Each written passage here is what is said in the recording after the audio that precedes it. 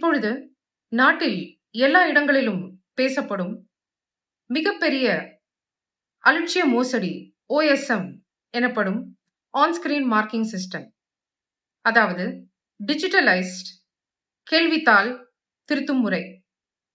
இந்த OSM முறை இந்தியாவில் இந்த ஆண்டில் 12th board exams CBSE board exams கேள்வித்தாள் திருத்தும் முறைக்கு பயன்படுத்தப்பட்டுள்ளது. இந்த OSM பணியை செய்த கோயம்ட் எஜுடெக் என்ற நிறுவனம் ஏற்கனவே தெலுங்கானாவில் 2019 2023 இதே போன்ற ஒரு பெரிய மோசடியில் குளோபரினா என்ற பெயரில் சிக்கி பல மாணவர்களின் உயிர்களை தற்கொலைக்கு காவு வாங்கிய ஒரு நிறுவனம். இதுதான் நீங்கள் கனவு கண்ட டிஜிட்டல் இந்தியாவா திரு மோடி அவர்களே? இப்படிப்பட்ட ஒரு புதிய முறையை எந்த ஒரு முன்னறிவிப்பும் இல்லாமல் இந்த கல்வியாண்டிலேயே கொண்டு வருவதற்கான மர்மம் என்ன? குறைந்தபட்சம் 11ஆம் வகுப்பிலாவது இதை அறிமுகப்படுத்தி இருக்க வேண்டாமா? அதுவும் இல்லை. சரி, மாணவர்களுக்கும் ஆசிரியர்களுக்கும் போதுமான விழிப்புணர்வு, பயிற்சி, டெமோ இவையெல்லாம் வழங்கப்பட்டதா? அதுவும் இல்லை. இப்பொழுது மத்திய கல்வித்துறை அமைச்சர் திரு தர்மேந்திர பிரதான் அவர்கள் நான் பொறுப்பேற்றுக் கொள்கிறேன் என்று சொல்வது மட்டும் போதுமா? காலேஜ் அட்மிஷன்ஸ் ஆரம்பித்து விட்டன.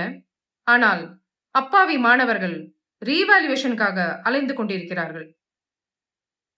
பெரும் பாவத்துக்கு உள்ளாகி இருக்கிறீர் திரு தர்மேந்திர பிரதான் அவர்களே, திரு மோடி அவர்களே. இந்த ரீவாலுவேஷன் ப்ராசஸ் ஆவது விரைவாகவும் முழு வெளிப்படைத்தன்மையுடனும் நடக்க வேண்டும்.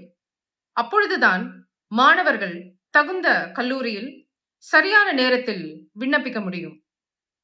இப்படிப்பட்ட ஒரு மிகப்பெரிய முட்டாள்தனமான அலட்சிய மோசடியில் இன்வெஸ்டிகேஷன் நடத்த வேண்டும்.